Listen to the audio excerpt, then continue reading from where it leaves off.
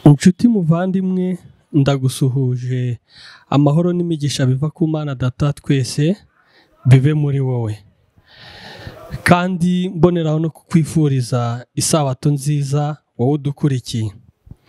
Isabato ni ikimenyetso Imana yashyizeho kitwibutsa irema, ukuremwa k'umuntu, ugucungurwa k'umuntu, ibyo byose bikadushyikiriza ku isano umuntu agirana n'Imana.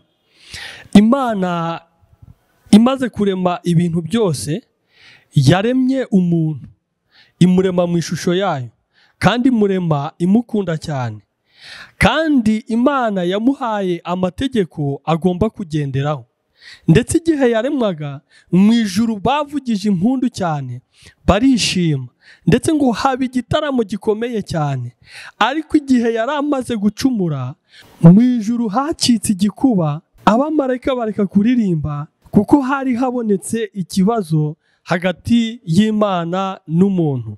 Gucumura k'umuntu kwateje abatuye ijuru bose umubabaro mwinshi. Isi Imana yari yararemye yagezweho n'umuvumo w'icyaha, kandi ibyaremwe byose biyituye bigerwaho n'ubuhanya ndetse n'urupfu. Byasaga nk'aho abishe amategeko badafite amakiriro. Abamarayika barorereye kuririmba indirimbo zo guhimbaza Imana mu bikari byo mu ijuru. Hari umuborogo kubera kurimbuka kuzanwe n'icyaha. Inshuti muvandimwe, igihe umuntu yari amaze kuremwa, mu ijuru habaye igitaramo bishimira yuko Imana ikoze ibitangaza ikarema umuntu. Ariko igihe yari amaze gucumura, ngo abamarayika ndetse no mu ijuru bose hacitse igikuba kubera gucumura k'umuntu kwari kubayeho. Kristo ngo yari ari imbere ya se atakambira umunyabyaha.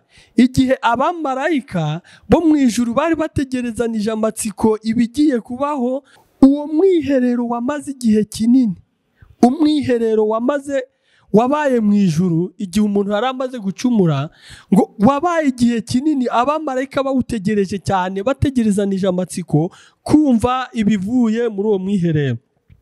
Wari ugamije gucungurwa kw'abana b'abantu bacumuye. Inama y'agakiza yari yateguye mbere yo kuremwa kw'isi, kuko Kristo yari umwana w'intama watambwe uhereye ku kuremwa kw'isi.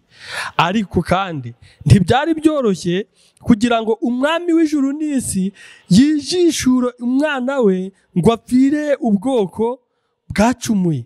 Ariko kuko Imana yakunze abari mu isi cyane, byatumye itanga umwana wayo w'ikinege, kugira ngo umwizera wese atarimbuka, ahubwo ahabwe ubugingo buhoraho.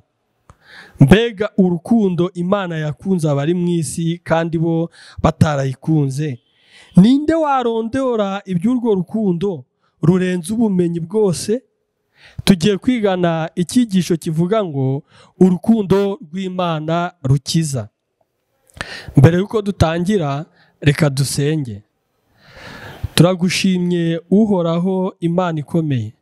Tugushimiye yuko uri Imana y'urukundo, izina ryawe ruhimbazwe. Urukundo rwawe nirwo rudukiza, kandi urukundo rwawe nirwo rutubatura mu byaha turimo.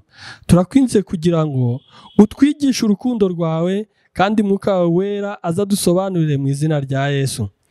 Turasoma mu rwambere rwa Yohana mu gice cya 4 ku murongo wa 8 tugeze ku murongo wa 16, maze twumve icyo hatubwira. Haranditswe ngo, udakunda ntazi Imana, kuko Imana ari urukundo.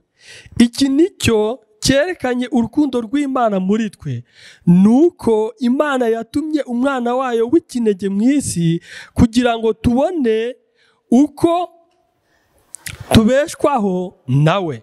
muri iki nimo urukundo ruri, si uko twebwe twakunze Imana, ahubwo nuko Imana ariyo yadukunze igatuma umwana wayo kuba impongano y'ibyaha byacu. 11 bakundwa, ubwo Imana yadukunze ityo natwe dukwiriye gukundana. 12 uhereye kera kose ntihigeze kubaho umuntu wabonye Imana, nyamara nidukundana Imana ikaguma muri twe, urukundo rwayo rugatunganirizwa muri twe rwose. 13 iki nicyo kitumenyesha ko tuguma muri yo nayo ikaguma muri twe, nuko yaduhaye ku mwuka wayo. 14 natwe twaramubonye kandi duhamya ko Data wa twese yatumye umwana we kuba umukiza w'abari mu isi.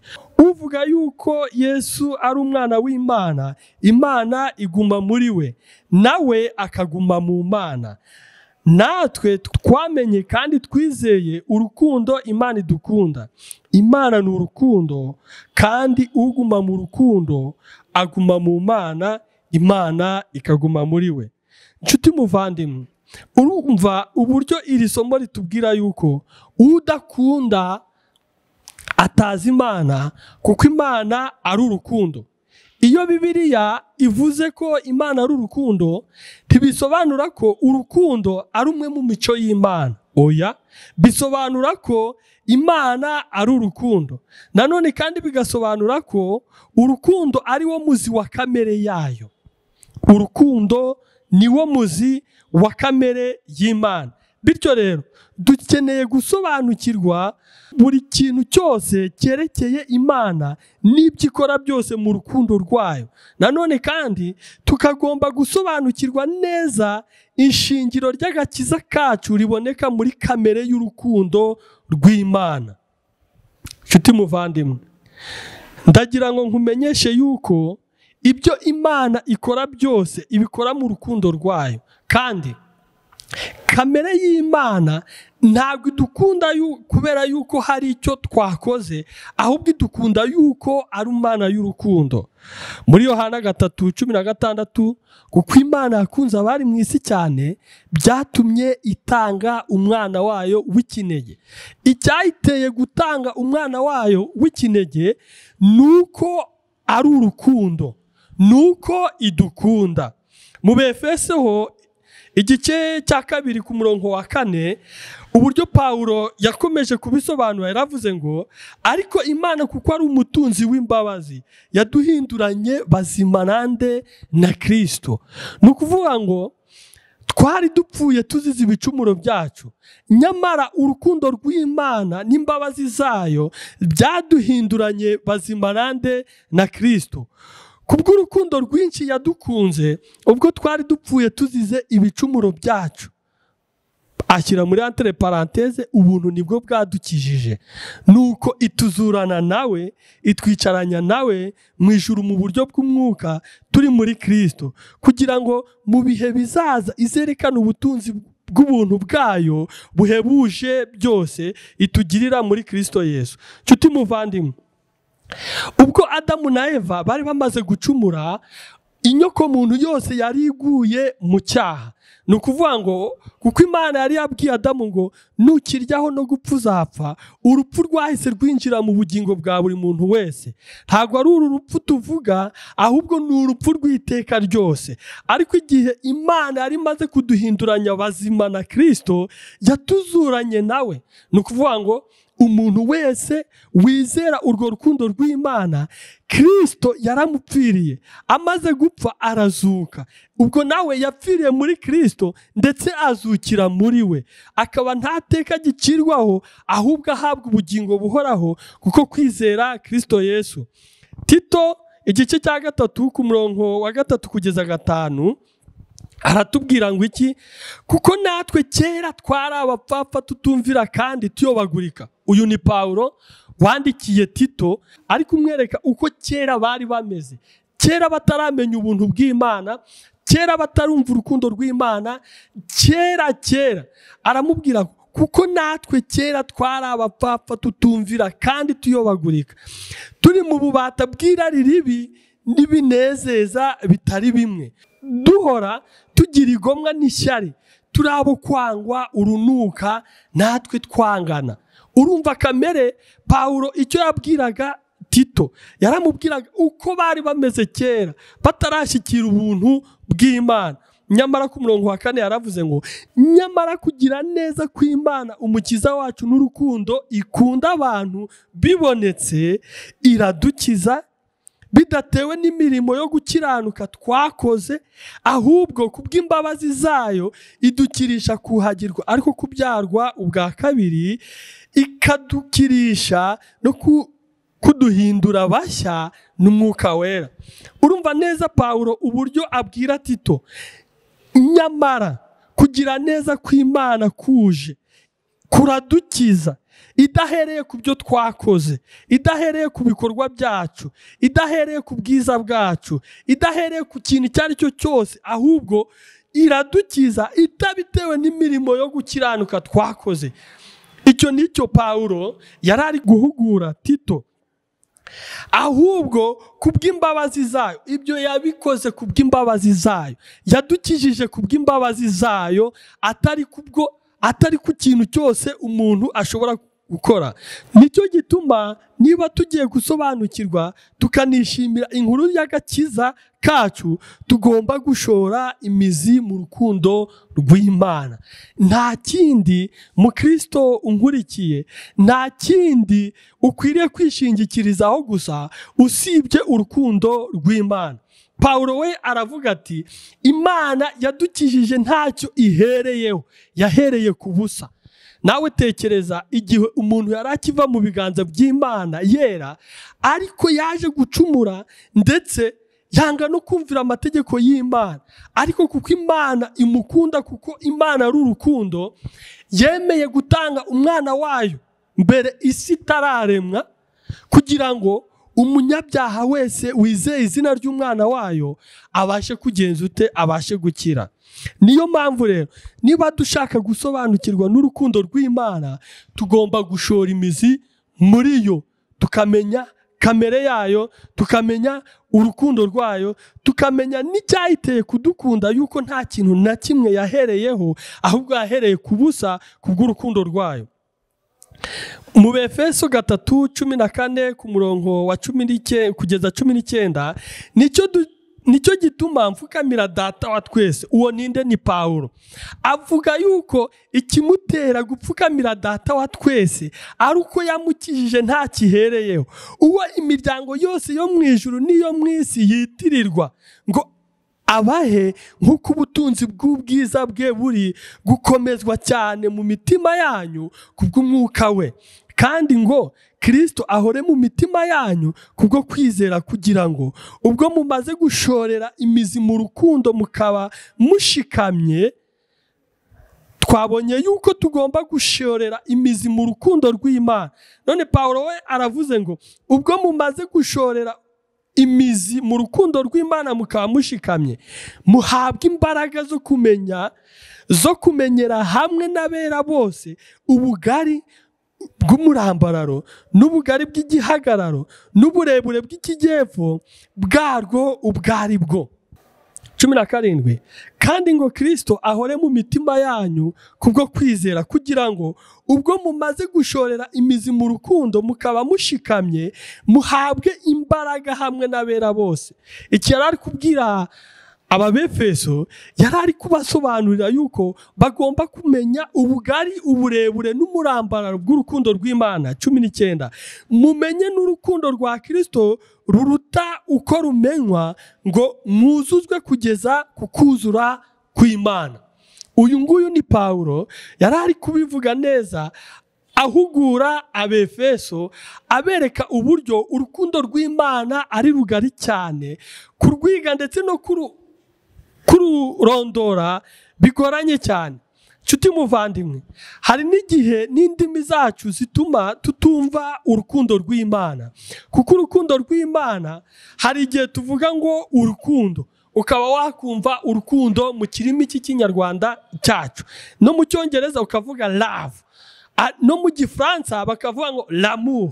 Ariko se mu by'ukuri urukundo rusobanuka gute imbere yabo tuvuga cyangwa se y'ibyo dukora n'ibyo twigisha? Abanditsi ba Bibiliya bo bagiye bakoresha izindi nyandiko mu rurimi rw'Ikigiriki basobanura uburyo urukundo rugiye rugira ibintu bitandukanye. Hari icyo ijambo bise storage, urukundo umuntu akunda uwo bafitanye isano. Aha ngaha tugiye gusesengura noneho uburyo ijambo urukundo nubwo turuvuga bituma nanone tudashyikira bwa burebure bw'umurambararo ndetse n'ubugari bw'urukundo rw'Imana bitewe n'imvugo yacu. Storage ni urukundo umuntu akunda uwo bafitanye isano. Hakazamo irindi jambo ryitwa filosi. Filosi ni urukundo rwa kivandimwe. Hakazamo erosi, ni urukundo ruboneka hagati y'abantu badahuje ibitsina. Ijambo rya nyuma bakoresheje risobanura urukundo rw'Imana ni ijambo bita agape. Ni urukundo ruboneye kandi rutandujwe n'inarijye iyo ari yo yose. Urwo nirwo rukundo dukeneye gusobanukirwa mu mibereho yacu.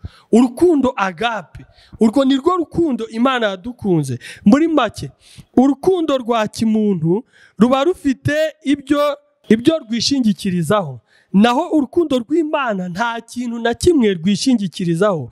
Urukundo rwacu rwa kimuntu rurahindagurika, urukundo rw'Imana ntiruhinduka.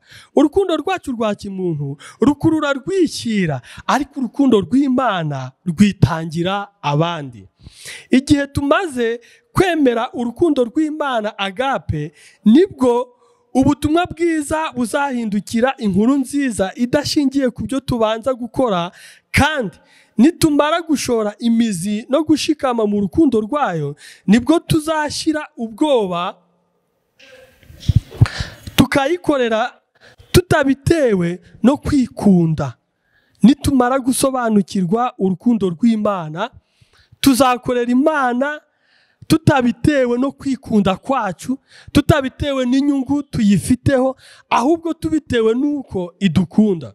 Yesu niwe cyungo Imana yanyujijemo urukundo rwayo ruhebuje ngo rusukwe ku bantu bari barohamye mu isayo y'ibyaha. Tuvuga yuko Imana yari muri Kristo yiyuzuza n'abari mu isi, itababaraho ibicumuro byabo. Imana yiyungiye n'abanyabyaha muri Kristo kubw'urukundo rwayo.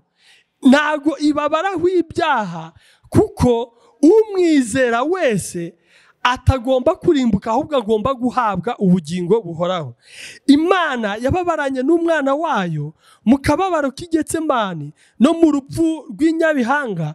Koko Imana yatanze igiciro gihebuje cy'agakiza kacu. Nta wundi wari kubasha kuducungura rwose keretse umwana w'Imana gusa, kuko ari nta wundi wajyaga kutumenyesha Data wa twese keretse uwo wari mu gituza cye, uburebure bw'igihagararo n'uburebure bw'ikijyepfo bw'urukundo rw'Imana.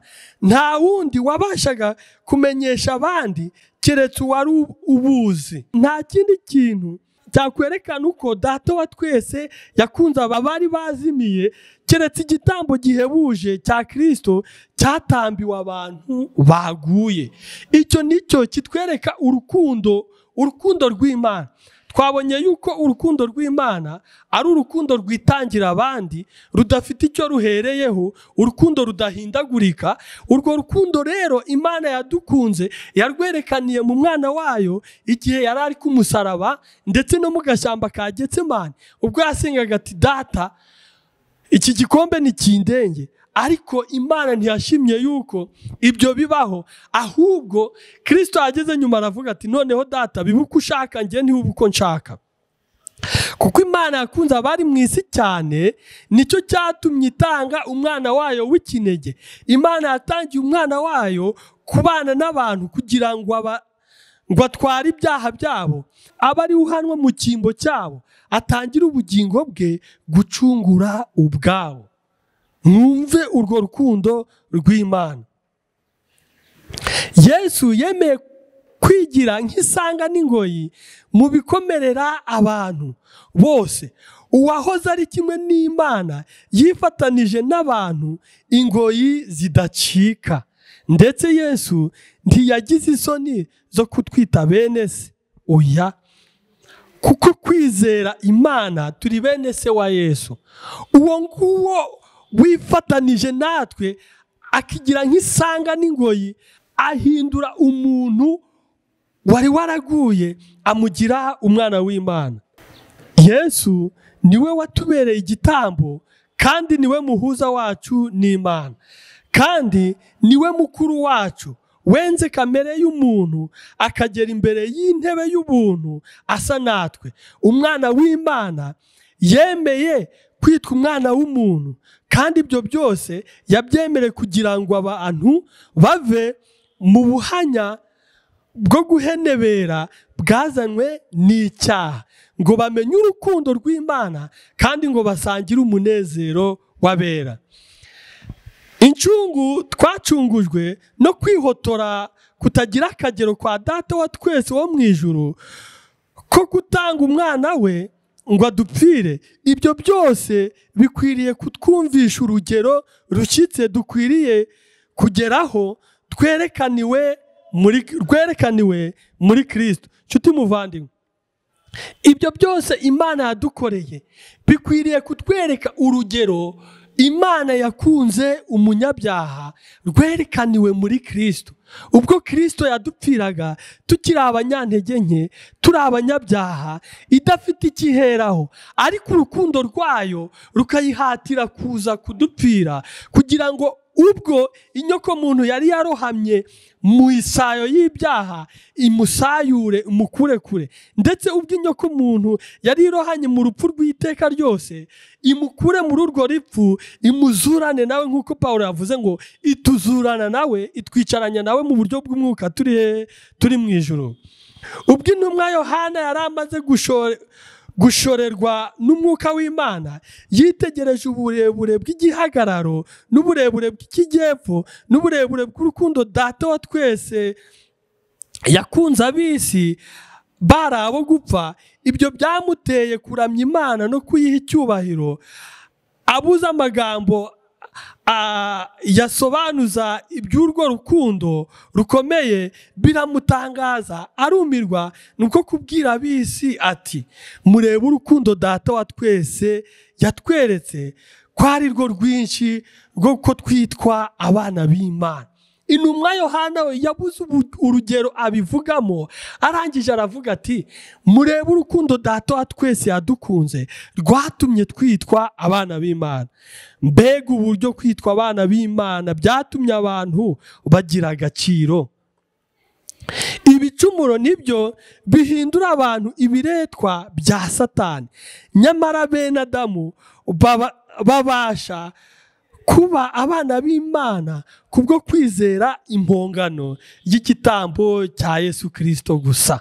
Nkubwire, abana ba Adamu bose, inyoko muntu yose, kubwo kwizera Kristo gusa biduhesha kwitwa abana b'Imana.